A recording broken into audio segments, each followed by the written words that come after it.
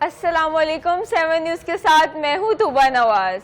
आज हम एक ऐसे मौजू पर बात करने वाले हैं जो हम सब की ज़िंदगी का हिस्सा बन चुका है, लेकिन शायद हम इसे सही तरह समझते नहीं हैं।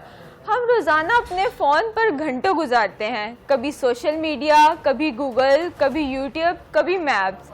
लेकिन क्या आपने कभी सोचा है कि आखिर हमारा फ़ोन हमारे बारे में इतना कुछ क्यों जानता है और इसे इस सब की क्या ज़रूरत पड़ती है? असल में आज की दुनिया में सबसे कीमती चीज़ डाटा बन चुकी है। डाटा यानी आपकी मालूमात, आप क्या पसंद करते हैं, कहाँ जाते हैं, क्या सर्च करते हैं, किस चीज़ में दिलचस्पी रखते हैं और आप ज़्यादा वक्त किस चीज़ पर गुजारते हैं।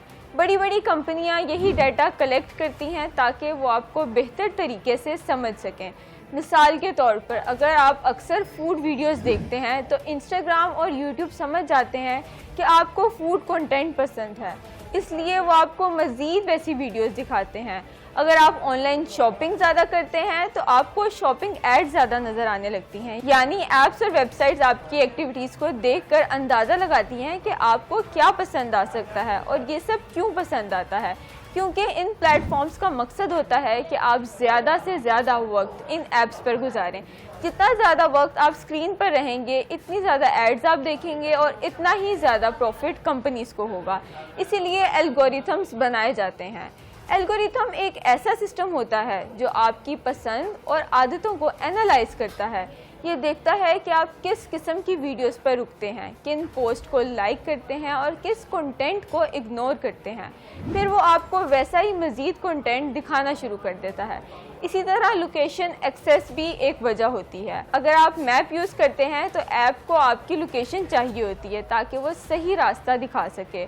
फूड डिलीवरी ऐप्स को लोकेशन इसलिए चाहिए होती है कि वो आप तक ऑर्डर पहुंचा सकें, लेकिन कुछ ऐप्स ऐसी भी होती हैं जो ज़रूरत से ज़्यादा डाटा कलेक्ट करती हैं और अक्सर लोगों को इस बात का अंदाज़ा भी नहीं होता है।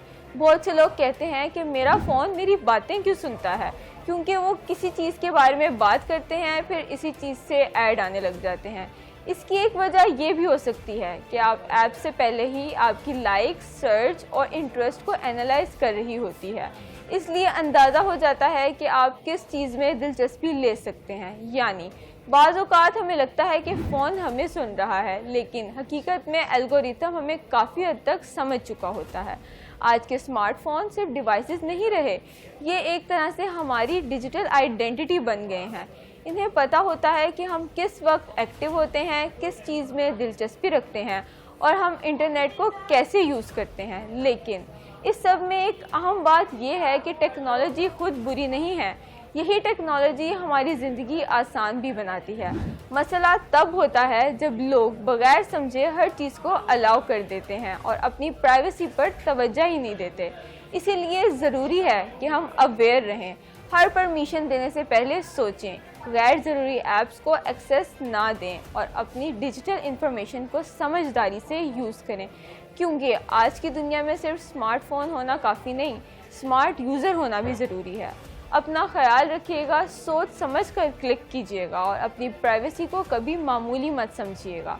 मुझे इजाज़त दीजिए। अल्लाह हाफ़िज़।